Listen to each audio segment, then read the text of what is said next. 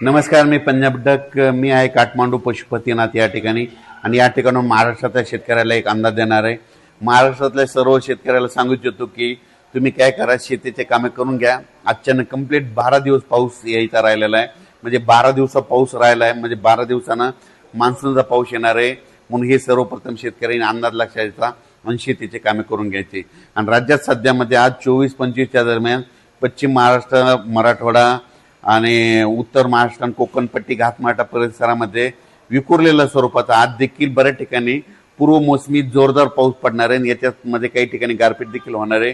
म्हणून हे अंदाज शेतकऱ्यांनी लक्षात घ्यायचा. त्याच्यानंतर विदर्भातल्या शेतकऱ्याला सांगू इच्छितो की विदर्भातल्या शेतकऱ्याचे फोन आले, पूर्व मोसमी पाऊस कधी येणार आहे.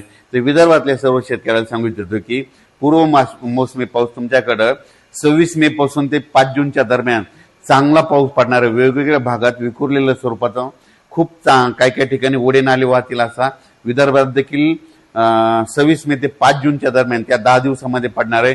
सगळीकडे ती एकदा येणार नाही. म्हणून हे देखील विदर्भातल्या शेतकऱ्यांनी अंदाज लक्षात घ्यायचा. पण विदर्भातल्या शेतकऱ्याला सांगू इच्छितो की तुम्ही काय करा, शेतीचे कामे करून घ्या, शेत तयार करून घ्या. कारण की तुमची पेरणी जरा यावर्षी लवकर होण्याची चान्स आहे. कारण की यावर्षी पाऊस शॉर्टकट मार्गाने येत असल्यामुळं, मान्सून शॉर्टकट मार्गाने येत असल्यामुळे तुमच्याकडे देखील मोसमी पाऊस लवकर दाखल होणार आहे. म्हणून शेतीची कामे विदर्भातल्या 6, 5, 11 जिल्ह्यांमध्ये वर्धा, नागपूर, भंडारा, गोंदिया, चंद्रपूर, यवतमाळ, वाशिम, हिंगोली, त्याच्यानंतर बुलढाणा, अकोला, अमरावती, इकडे नांदेड जिल्हा, यवतमाळ जिल्ह्यातल्या शेतकऱ्यांनी शेतीचे कामं करून घ्या. कारण की पूर्व मोसमी पाऊस तुम्हाला पडणार आहे, त्याच्या पाठीमागून लगेच मोसमी पाऊस येणार आहे. म्हणून तुमच्यासाठी खूप चांगलं वातावरण राहणार आहे. म्हणून हे देखील लक्षात घ्यायचं. परभणी जिल्ह्यातल्या शेतकऱ्यांनी देखील शेतीची कामे करून घ्यायची. कारण की परभणी जिल्ह्यात देखील काय होणार आहे, म्हणजे मराठवाड्यात देखील काय होणार, मराठवाड्यात देखील तुम्हाला सांगतो, परभणी जिल्हा झालं, लातूर जिल्हा झालं, बीड जिल्हा झालं, धाराशिव जिल्हा झालं, ह्या पट्ट्यामध्ये काय होणार, पूर्व मोसमी पाऊस काय होणार आहे, अगोदर थोडा जास्त पडत असल्यामुळे काही भागामध्ये जास्त पडणार आहे. पण मराठवाड्यातल्या शेतकऱ्यांनी तुम्ही काय करायचं, अचानक कंप्लीट आपल्याला पाऊस येण्यासाठी 12 दिवस शिल्लक राहणार आहे. 5-7 जूनला पाऊस येणार आहे. म्हणून हा अंदाज लक्षात घ्यायचा. पण बदल झाला तर त्याचा परत निषेध दिला. पण माझं म्हणणं आहे, तोपर्यंत आपण आपल्या शेतीचे कामं करून घेणे सगळ्यात महत्त्वाचं आहे.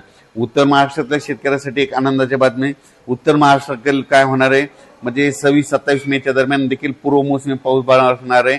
आणि उत्तर महाराष्ट्रात देखील काय होणार आहे, म्हणजे 1 जूनच्या नंतर देखील बऱ्याच ठिकाणी तिकडल्या भागात देखील चांगला मान्सून पूर्व, नंदुरबार जिल्हा झाला, धुळे जिल्हा झाला, जळगाव जिल्हा झाला, नाशिक जिल्ह्यामध्ये पाऊस बरसणार आहे. म्हणून हे अंदाज लक्षात यायचा.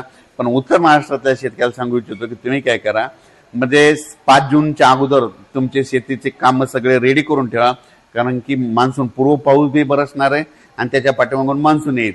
म्हणून यावर्षी पण सर्व शेतकऱ्याला सांगू इच्छितो की शेतीमध्ये पेरणी करत असताना, लागवडी करत असताना स्वतःचा निर्णय स्वतः घ्यायचा. जमिनीमध्ये ईदभर ओल गेल्याच्या नंतर तुम्ही पेरणीचा निर्णय घेऊ शकता. 4 बोट गेलं तर तुम्ही पेरणीचं पाणी पेरणीचा निर्णय घेणं हे तुम्ही तुमचं स्वतःचं ठरवायचं.